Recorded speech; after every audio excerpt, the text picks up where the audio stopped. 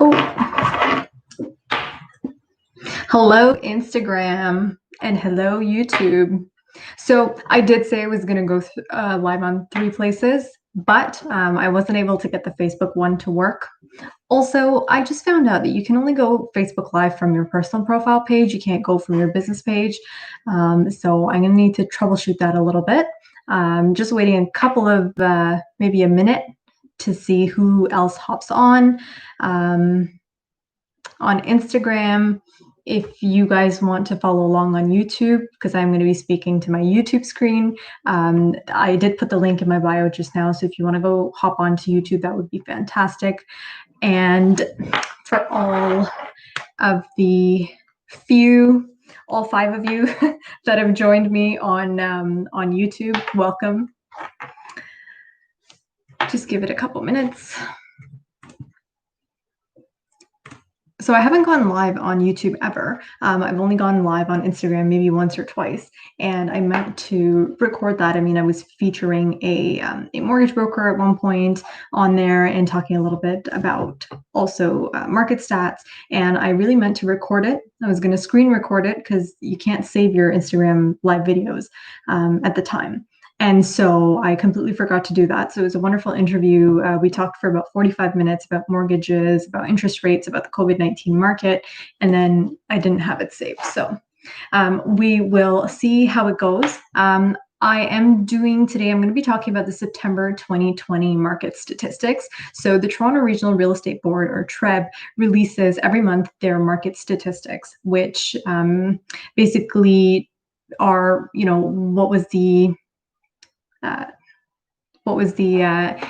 sales numbers, what were the prices and everything in various TREB areas. Now, TREB does cover a very large area of pretty much all of the GTA. So we're looking at proper City of Toronto.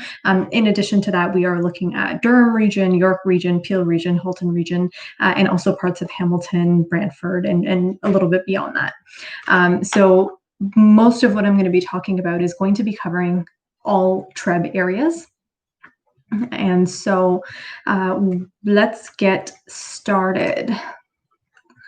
So the September 2020 real estate market stats were quite strong. No doubt about it. There's been a lot of pent-up demand due to COVID.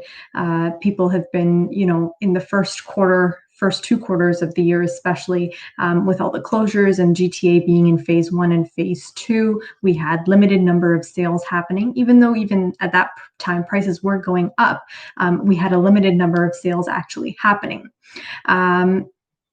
Lo and behold, in September, we had actually a record-breaking September, and I don't mean to say this to brag. I mean, contrary to popular belief, realtors actually don't want a crazy market, right? Because I'm in the market with my buyers, and the fact that we have an insane market right now, it just makes it so much harder for my buyers to purchase something, to find something in their budget range, and to compete with all these multiple offers and everything. So contrary to popular belief, I'm not a fan of a crazy hot market. I'd love to see a balanced market, especially in the GTA. But for now, it doesn't look like we're going to get that. In September, we hit a new record for the number of sales. So TREB reported 11,083 sales, which was a new record for the month of September. The result was up 42.3% compared to September 2019. Now, overall, in September and October in the GTA, we do have a fairly strong fall market year over year, every single year. And this year, despite COVID, was no different. And we did have, compared to last September, which was also very active, this September was super, super active, right? Up 42.3% in terms of the volume of sales. So when we talk about volume of sales, it's actually the number of transactions that took place. That's one metric. The other metric that we also like to look at is the average selling price. So how much did that go up or down? But I mean, we're talking about Toronto, so it's been going mostly up. The average selling price for all home types in all TREB areas was $960,772. So we're just at the just above 960K, which was actually up in terms of price, 14% year over year. So definitely the price growth is there. Interestingly, price growth was led based on the low-rise market segments, right? So when we talk about low-rise versus high-rise, you all know that high-rise condos is what we're referring to. In Toronto especially, we had quite a bit of inventory come in the market because recently the city of Toronto changed their rules about Airbnbs, short-term rentals. Also with COVID and everything, people are abandoning rentals in downtown Toronto, and a whole bunch of market factors contributed to an increase in the downtown Toronto condo market getting more saturated than usual with listings. So prices there, I don't want to say that they went down, but they may have plateaued just a little bit over the past couple of weeks. However, the price increase, a 14% average price increase in September that we measured, was actually driven by the low-rise market segment. So we're talking about townhouses, we're talking about semi-detached and detached homes. That is what really pushed the price up. And in the GTA, we are up to now above 960,000. Now I'm going to go a little bit into some more detail in terms of the different areas and the different housing types. So if we keep it at,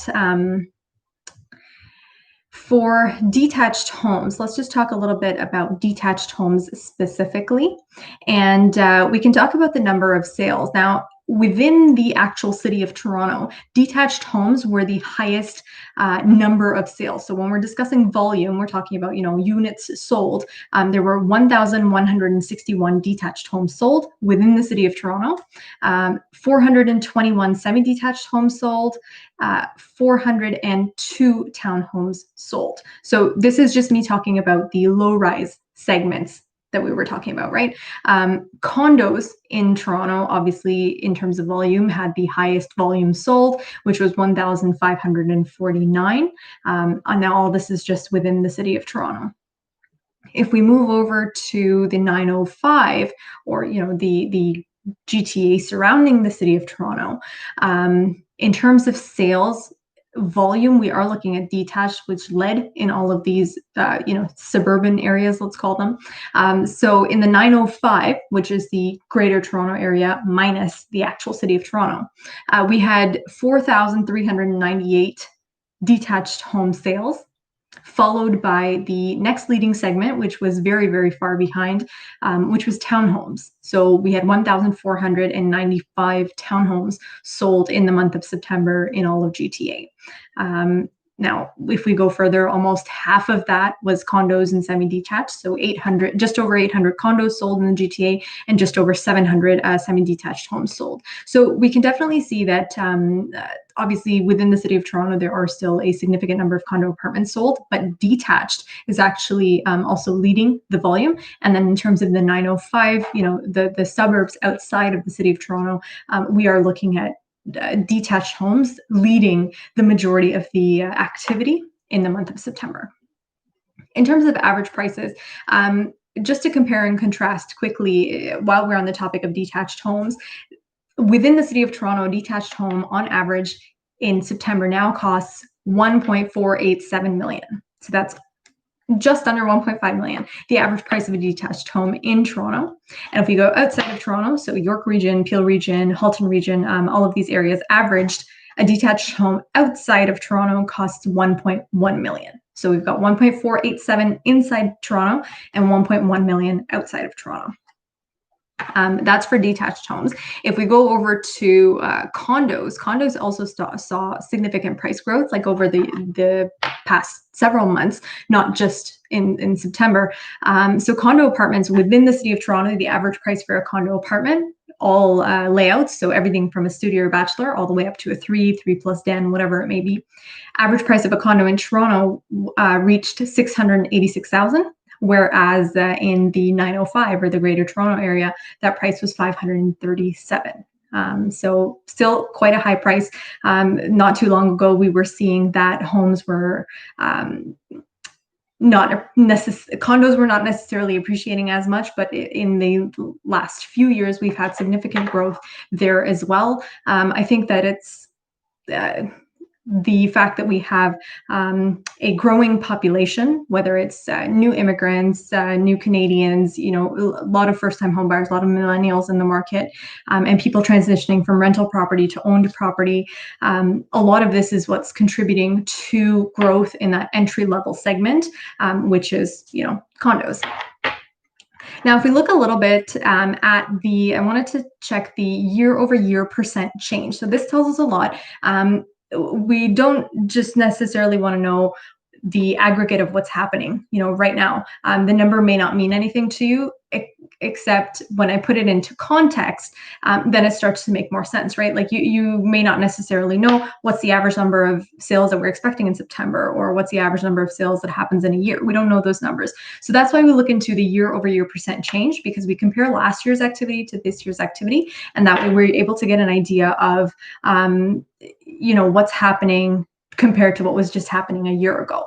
So in terms of the year-over-year percent growth, and now I'm talking, let's say City of Toronto, right? So within the City of Toronto, year over year, the highest percentage change in average price was in townhomes. So townhomes in Toronto saw an average price increase of 10.3%, followed by 9.4% for detached homes, and then in 7.2% for semis and 7.7% for condos. But that was led by the townhouse average price growth in Toronto. If we go to the 905, or just outside of the City of Toronto, and look at the GTA as a whole, we are looking at the average price year-over-year change was highest in detached homes, which was 16.9% growth in the 905. So a little bit of a different, dynamic when we're talking about within the City of Toronto and outside the City of Toronto. Inside the city, we're looking at people that are purchasing townhomes. We're looking at people that are the townhome segment that's seeing a large growth, probably. I'm guessing probably because the detached and the semi-detached markets in Toronto they're growing in terms of average price, and certain buyers or certain segments of the market are actually getting priced out of detached homes and semi-detached homes. But then that market may also not want to purchase a condo apartment, because that doesn't make sense for their family. So they're looking for some sort of middle type of housing. We refer to it as missing middle, because we feel that there's not enough of it out there, right? People that are looking for low rise options, but they don't want to go for that $1.487 million home in Toronto. Those are the people that are looking for townhomes. So townhomes in September in Toronto definitely saw the highest year-over-year percent change in terms of average price, 10.3%.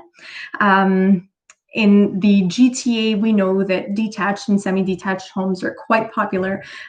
Detached homes saw 16.9% increase in the GTA. Semis saw 14.7% increase. And in comparison, townhomes saw a 12% increase, which is also significant in terms of the price growth year over year, right?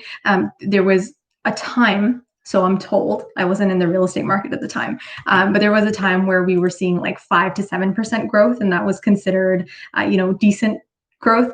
Now in the GTA and in Toronto, we are looking at, growth of probably close to 10% every single month when we compare it on a year-over-year basis. So that's just a little bit of perspective for you. Also, in terms of the number of sales, I wanted to quickly just compare 2019 to 2020. In September 2019, there were 7,791 homes sold, all housing types, all TREB areas. In 2020, that number was well over 11,000. So we are seeing that jump. Again, a contributing factor was probably that there has been pent-up demand over the past several months. We did see that July, in terms of TREB recordings, was one of the highest ever recorded in terms of volume of sales. Same with August, and same with September, now we're learning.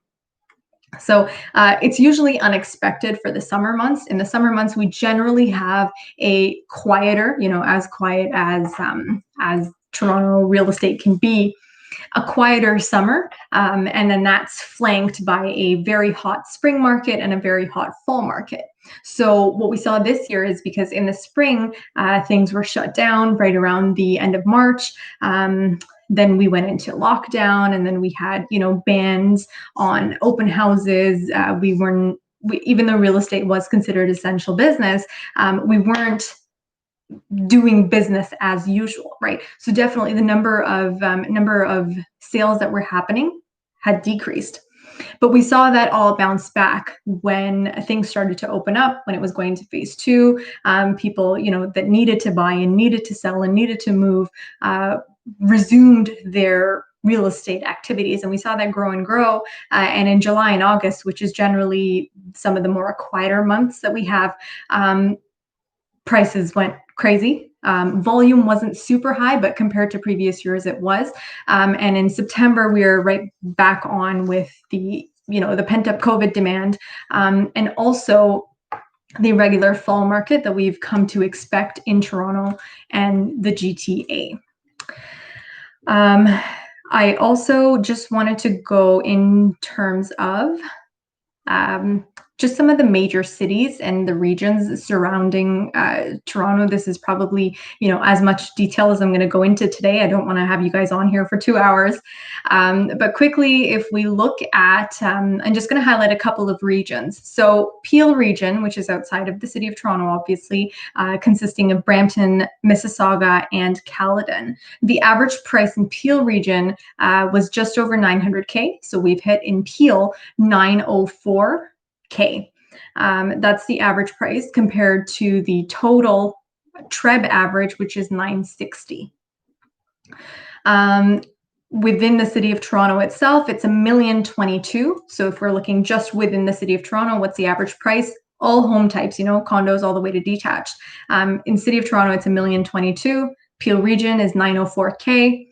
York region, interestingly, is actually higher than the city of Toronto. And York region is sitting at $1,066,000, so $1,066,000. That is the average price in September. People might be wondering, why is York region more expensive than the city of Toronto?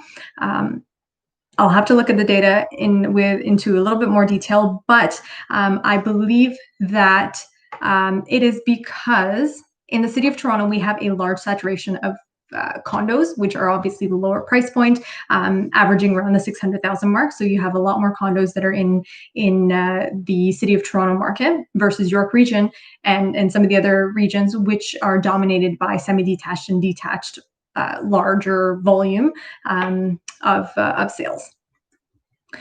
Also in Durham region, which consists of Ajax, Pickering, Oshawa, Whitby, and a couple of more municipalities, we saw that the average price in September was $734,000. And in Simcoe County, which Dufferin County, sorry. Dufferin County is $655K and Simcoe County at $739K. So you can see that there is a large variety in terms of the pricing. Some of the highest priced regions outside of Toronto were obviously York region at $1,066,000 and also Halton region, which I missed, Burlington, Halton Hills, Milton, and Oakville. So Halton Hills was at $1,087,000, same kind of trend there, led a lot by detached homes, larger detached homes, and semi-detached homes compared to the more condo-centric market of Toronto. So there you have it. That was my informal market update for September 2020 market statistics. I am trying a new format, trying to keep it more conversational, although I realized that I actually didn't even look at the comments. So there was no point to doing that. But if you guys enjoyed that, definitely let me know. Leave a comment below wherever this video goes after it's finished being live. I'd love to get your feedback. And if you have any questions about real estate, whether it's in Toronto or anywhere in the GTA about buying, selling, or just to know what's happening in the market, or what's the state of the market, definitely reach out to me. You can reach me at Anu Joshi Realty on Facebook, on Instagram, and on YouTube, wherever you can find me. Thank you guys for taking the time, and I will see you hopefully on the next Instagram Live and YouTube Live with the next month's market statistics.